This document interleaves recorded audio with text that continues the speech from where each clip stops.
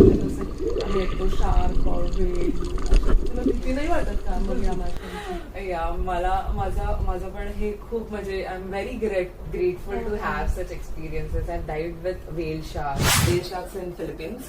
तर तो माझा one of the very nice experience होता की it was a huge giant fish, like खूप मोठा, लाईक एक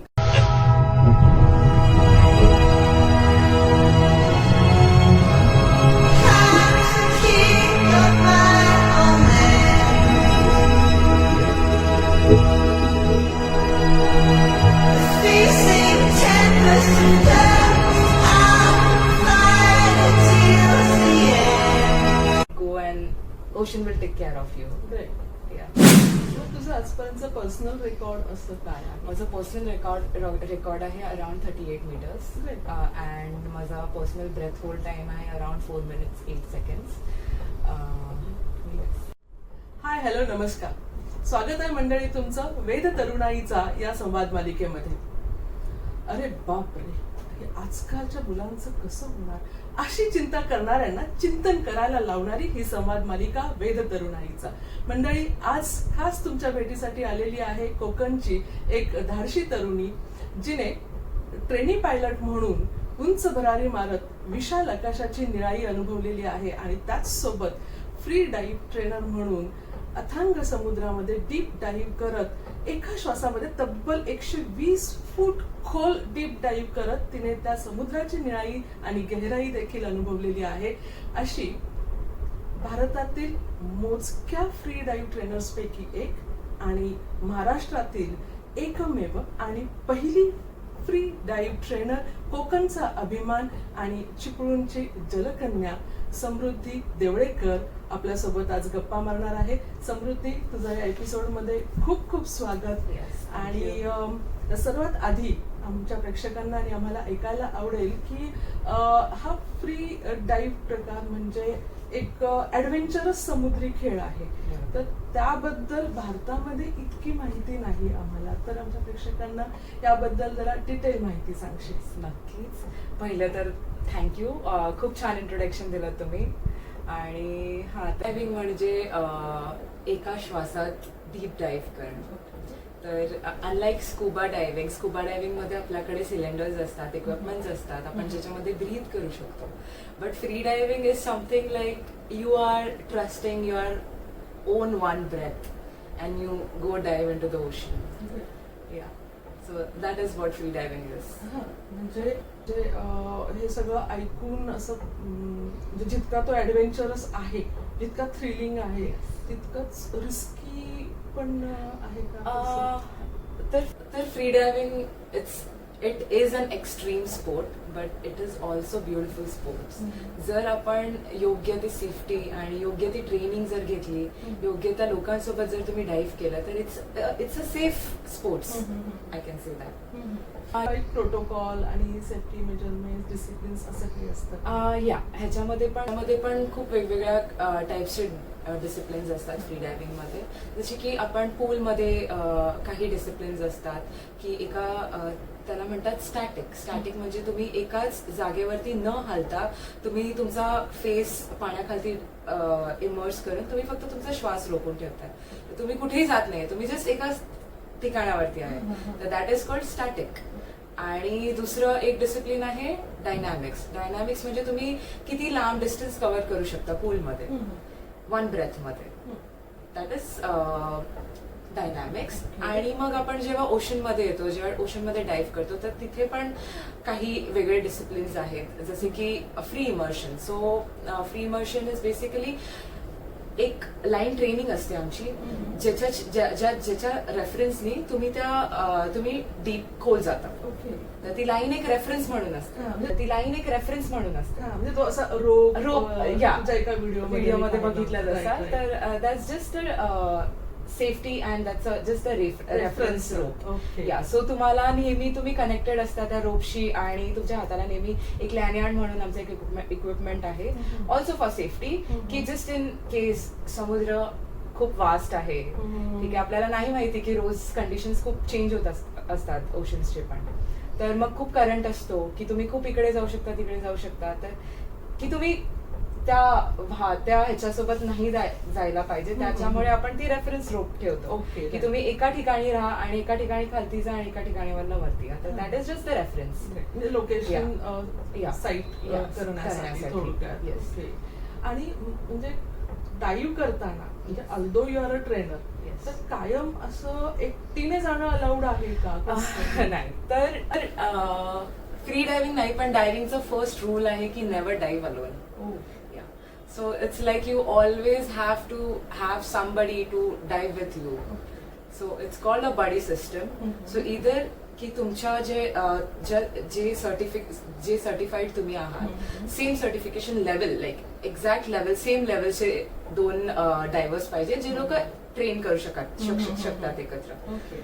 येस. नाहीतर तुम्ही इन्स्ट्रक्टर सोबत ट्रेन करू शकता हा. किंवा तुमचे जे बडी असतील ते सेम लेवलचे असले पाहिजे. असं नाही की तुम्ही उद्या म्हणाल की मी माझ्या आजीला बसवते, मी माझ्या मावशीला हो. बसवते आणि ते माझ्याकडे लक्ष देऊ शकतात. बरोबर. का नाही करू शकत?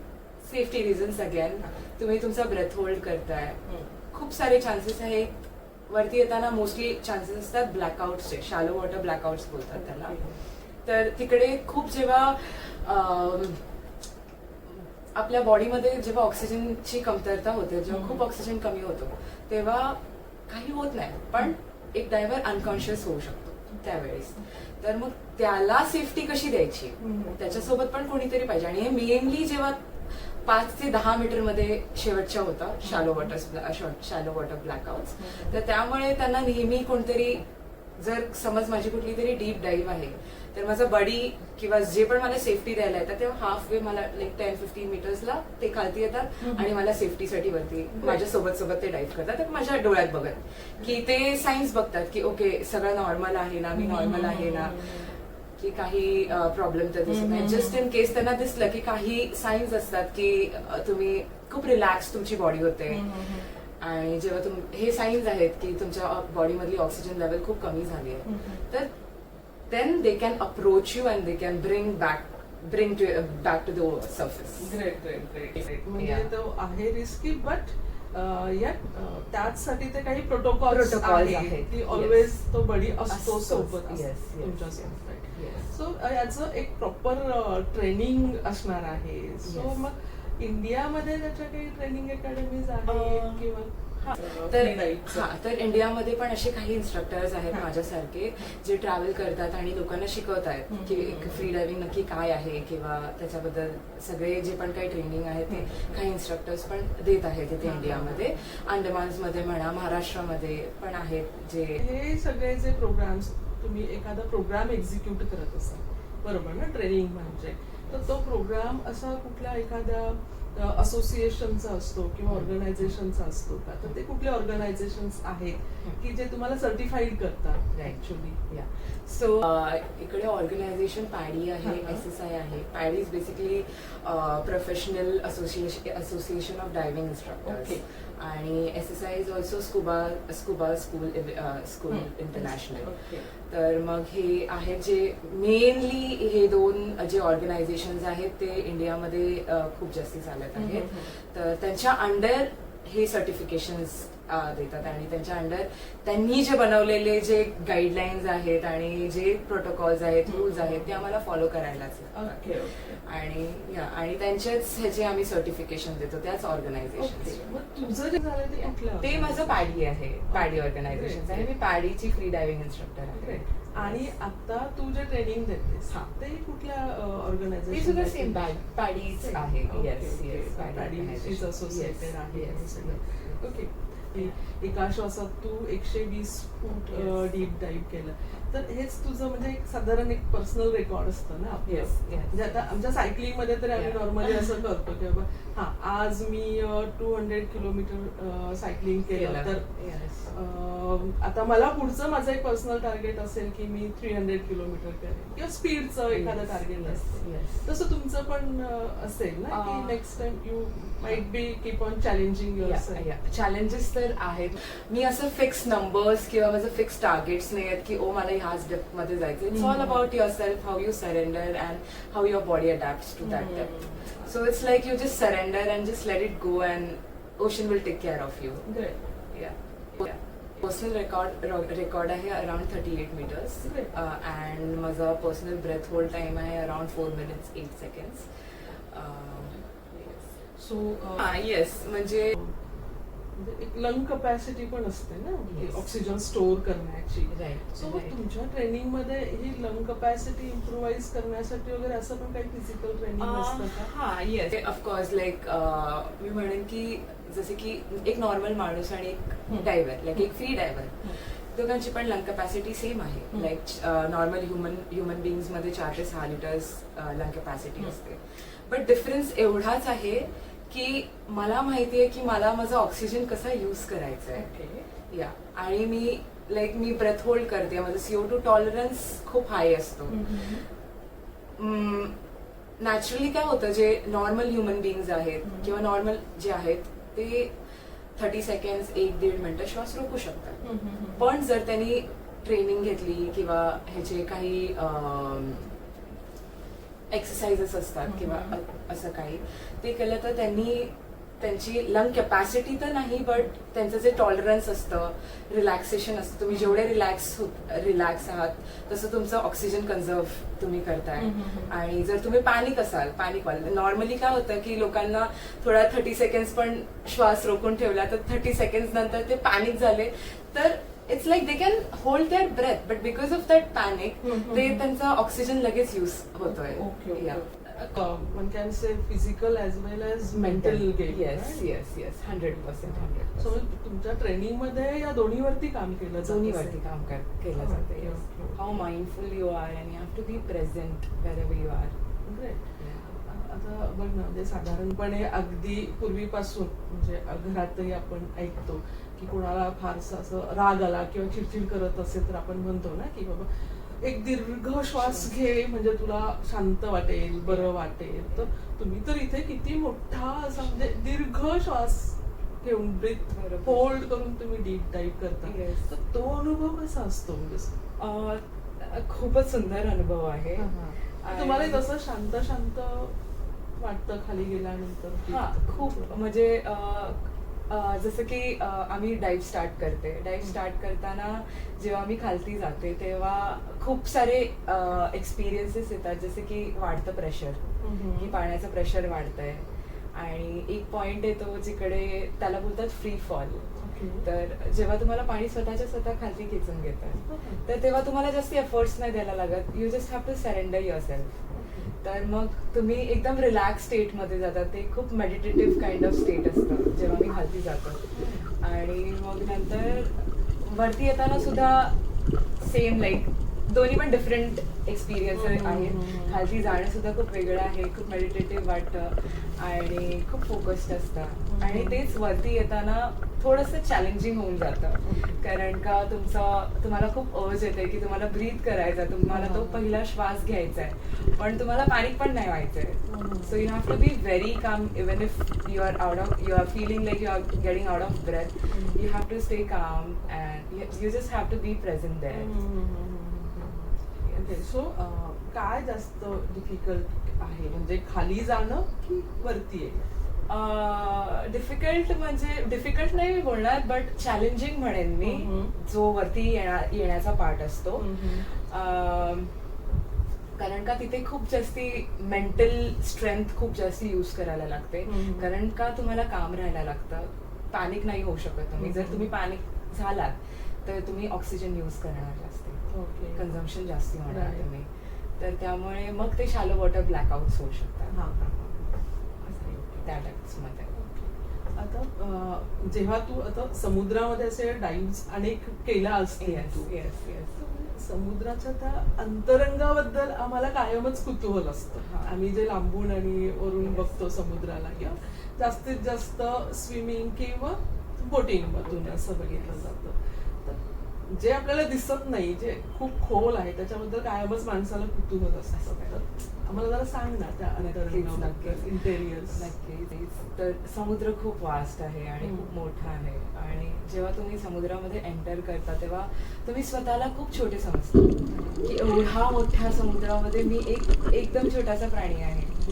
आणि आणि खूप वेगळं फिलिंग आहे की तुम्ही जाता, तुम्ही ते फिश बघता, तुम्ही कोरल्स बघता, तुम्ही मरीन लाईफ बघता आणि तिकडे टाइम कसा निघून जातोय ते तुम्हाला समजणार पण नाही. It's like time slows down. And what about the color? Like, it's very nice.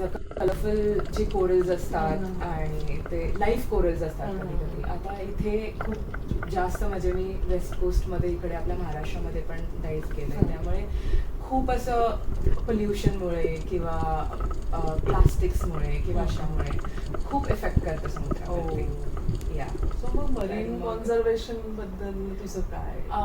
मी म्हणेन की धरती आपली आहे, समुद्र आपला आहे, तर त्याला प्रोटेक्ट करणं पण काम हे आपलं आहे. तर माझ्यासाठी सुद्धा फ्री डायव्हिंग हा स्पोर्ट्स पेक्षा जास्ती माझ्यासाठी एक फिलिंग आहे की मला माझ्या गोष्टींची केअर करायला पाहिजे. मी जिकडे काम करते किंवा हे माझं ओशन आहे, तर मला त्याची काळजी घेणं हे माझा भाग आहे आणि त्याच्याबद्दल माहिती देणं हे सुद्धा माझं काम आहे. की तुम्ही प्लास्टिक नका टाकू, तुम्ही काही खाताय, तुम्ही बॉटल्स फेकताय किंवा काही बीचवरती सुद्धा, आणि त्याला खूप वर्ष जातात. एक प्लास्टिक तुम्ही छोटासा एक चॉकलेटचा रॅपर जरी टाकलात ना, तर त्याला अनेक वर्ष जातात की तो डिस्पोज होऊन जातो. आणि खूप सारे लाईक टर्टल्स असतात, फिशेस असतात, तर ते प्लास्टिक्स आणि किंवा छोटे छोटे कण असतात ते खातात आणि मग त्याच्यामुळे सुद्धा त्यांना खूप हार्म होतं.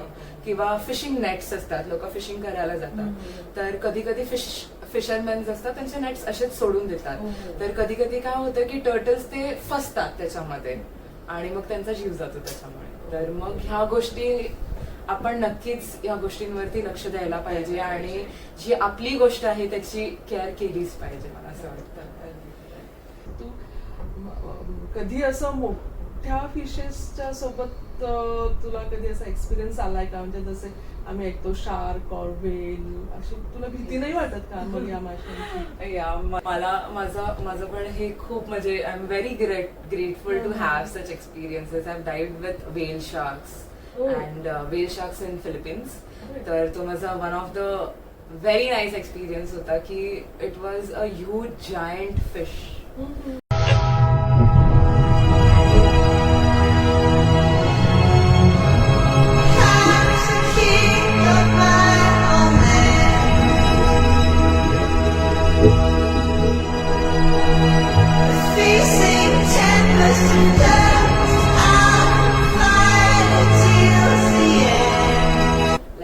खूप मोठा, लाईक एक अराउंड 12 मीटर लांब तो मोठा मासा, देव मासा ज्याला म्हणतो आपण, व्हेल शार्क.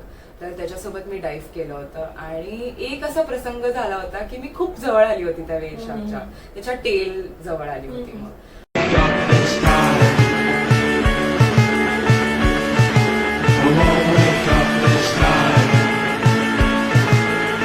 आणि मी खूप जवळ असल्यामुळे ते टेलनी मला हिट केलं, त्या शार्कच्या टेलने. आणि मला असं फील झालं की बापरे, असं मला असं फील झालं की कुठल्या तरी वॉलला मी हिट होऊन आलीये. तर मग ते इतकं फोर्स आणि इतकं ते असतात, इतके स्ट्रॉंग आहेत ते, पण तरी सुद्धा ते खूप शांत आणि ते are gentle giants. They are called gentle giants of the ocean. हे एक नवीन तुझ्याकडून समजलं. अदरवाईज आम्ही ते व्हिडिओमध्ये आणि टीव्ही मध्ये जेव्हा बघतो तेव्हा छान दिसतात लांबून, पण हे जर इमॅजिन केलं की बापरे आपण त्याच्या जवळ गेलो तर मात्र अशी धडकी भरते.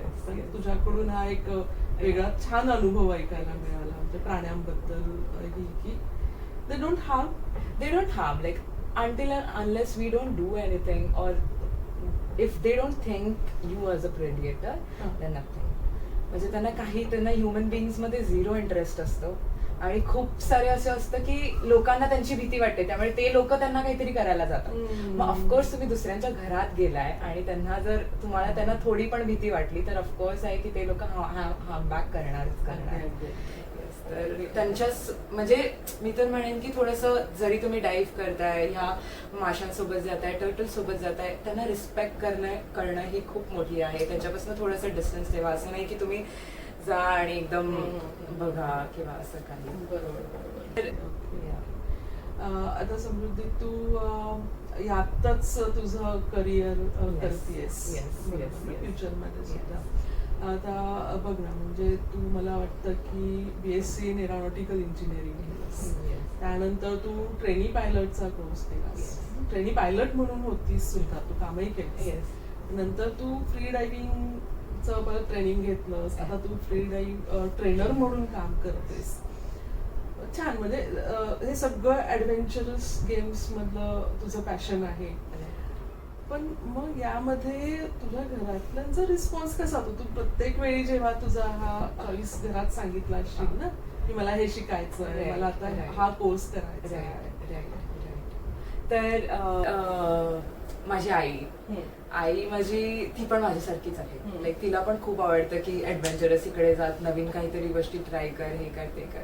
तर जेव्हा जेव्हा मी माझे नवीन आयडियाज तिच्यापर्यंत घेऊन गेली ना की आई मला ना हे करावं असं वाटतंय, आई मला ना हे करावं असं वाटतंय, and she is like very supportive about it की समृद्धी तू जा, तू कर, तुला जे वाटते, तुला ज्याच्यामध्ये तुला खुशी आहे, ज्याच्यामध्ये तुला आनंद भेटतोय, तू ती गोष्ट कर. आणि त्या आई बाबा, माझा भाऊ, मला सगळ्यांनीच हा सपोर्ट केलाय की तुला जे पाहिजे तू कर. त्यामुळे माझा स्वभाव पण असा आहे की मी नेहमी नवीन गोष्टींसाठी ओपन राहिले. त्यामुळे मला नवीन एक्सपिरियन्सेस पण भेटायला लागले, मला नवीन गोष्टी कळायला लागल्या. पण तेच जर तुम्ही एकच गोष्ट पकडून राहिलात तर मग ती तेवढंच करता. पण जेव्हा तुम्ही स्वतःला ओपन ठेवता तेव्हा आपोआप एक्सपिरियन्सेस तुमच्याकडे येतातच. Yes, तर I am very grateful to my parents who are like very supportive about my things. Passion हेच जर करिअर करायचं असेल किंवा असं म्हणतात ना की do what you love and love what you do, हे जर खरंच प्रत्यक्षात आणायचं असेल तर पालकांचाही सपोर्ट असणं खूप इम्पॉर्टंट आहे. आणि ते तुझ्या बाबतीत अगदी लागू होतं, नशिबाला. थँक्यू. आता म्हणजे तुझं एक फ्री डाईव्ह ट्रेनर म्हणून तू आता काम करतेस, तू ते नेमकं आता कुठे करतेस?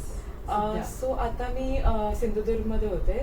डायव्हर्स ऑफ विंगोरिया म्हणून आमचं डाईव्ह सेंटर आहे. तर मी त्यांच्यासोबत कोलॅबोरेट करून मी तिकडे कोर्सेस, माझे फ्री डायव्हिंग कोर्सेस करत होते. आतापर्यंत तरी अंदाजे किती विद्यार्थ्यांना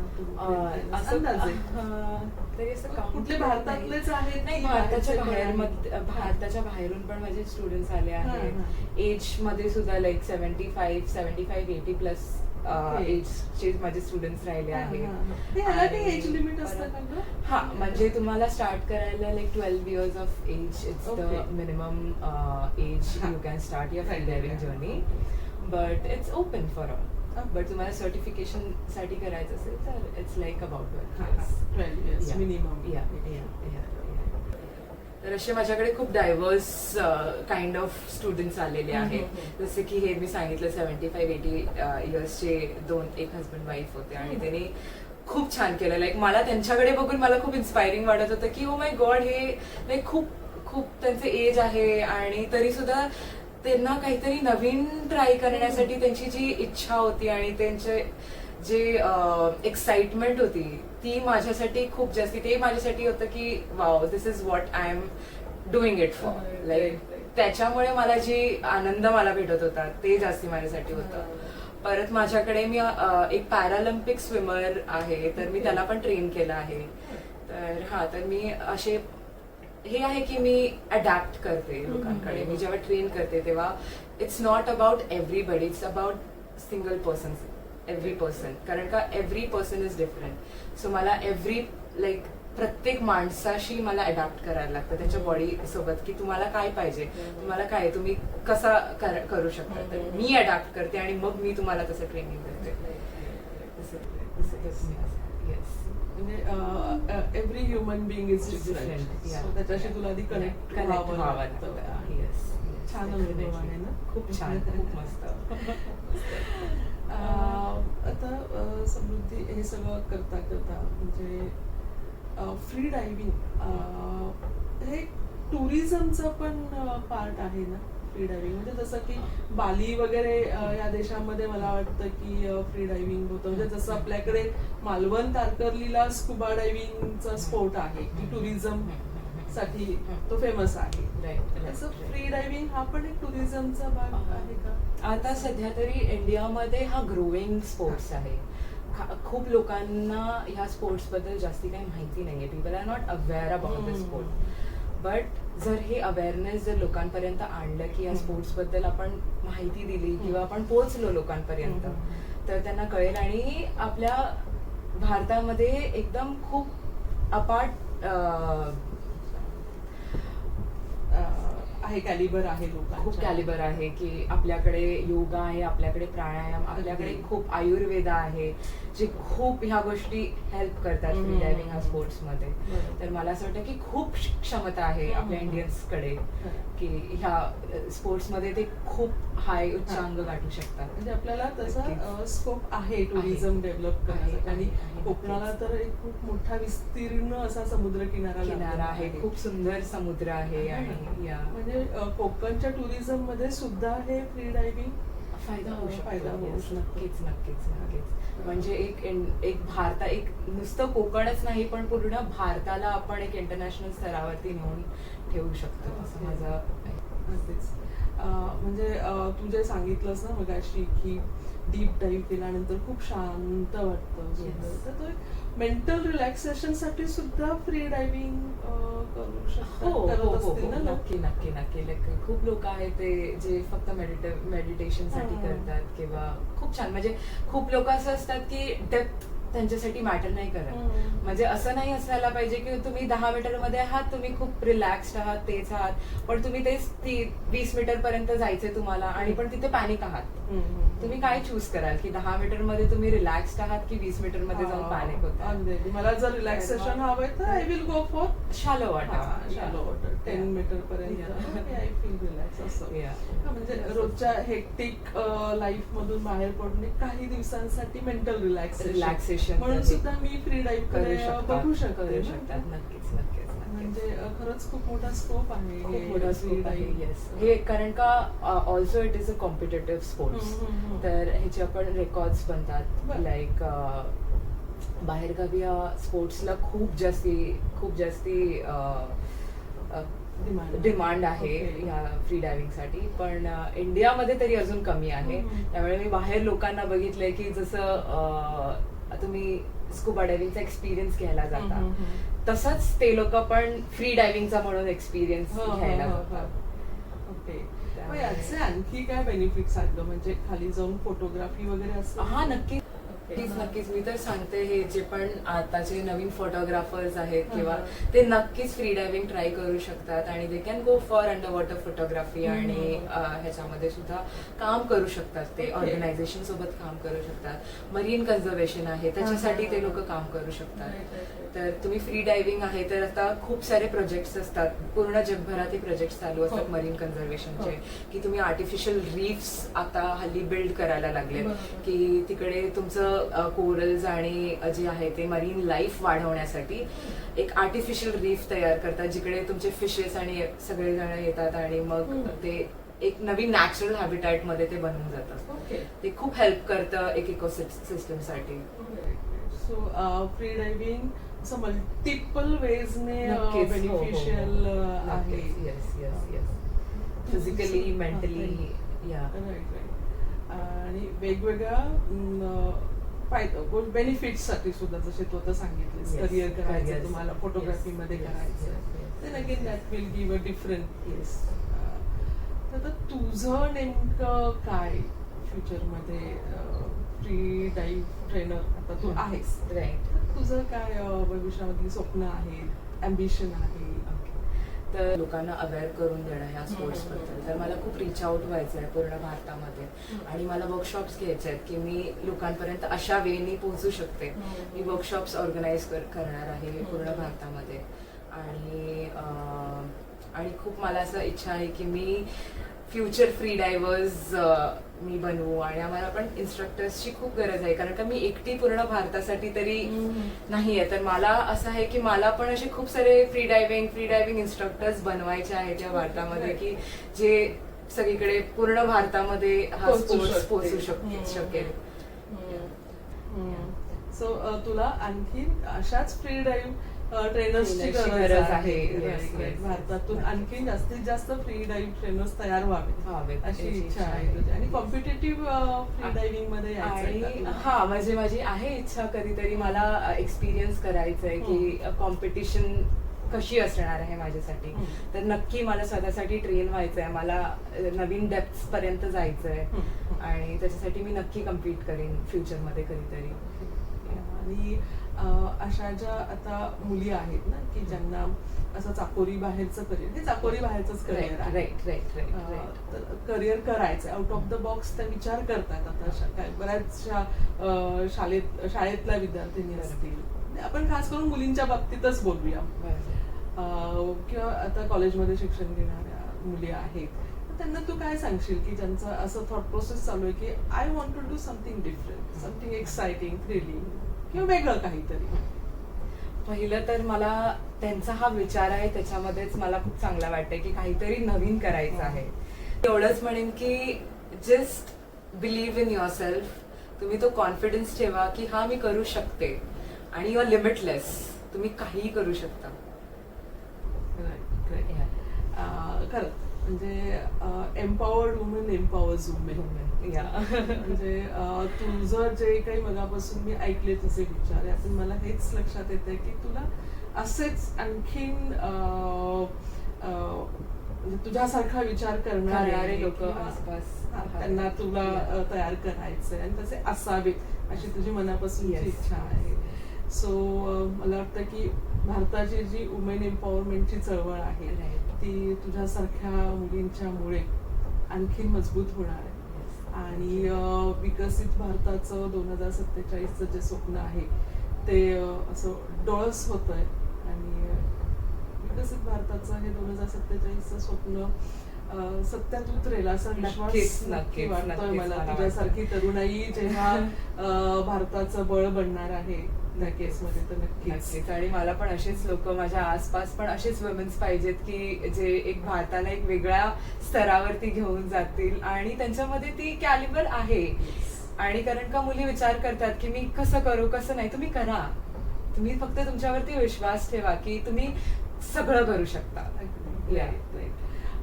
समृद्धी, खूप छान गप्पा मारल्यास तुझ्यासोबत येऊन, आणि तुझ्या भावी वाटचालीसाठी आणि तुझं सर्व स्वप्न पूर्ण हो यासाठी तुला खूप खूप शुभेच्छा. Thank you so much. Thank you so much. आज तू तुझा वेळ दिलास. मंडळी, पुन्हा भेटणार आहोत आपण अशाच एका पॉवरफुल युथला घेऊन तुमच्याशी गप्पा मारण्यासाठी. तोपर्यंत मस्त राहा, मजेत राहा आणि सर्वात महत्त्वाचं आनंदी राहा.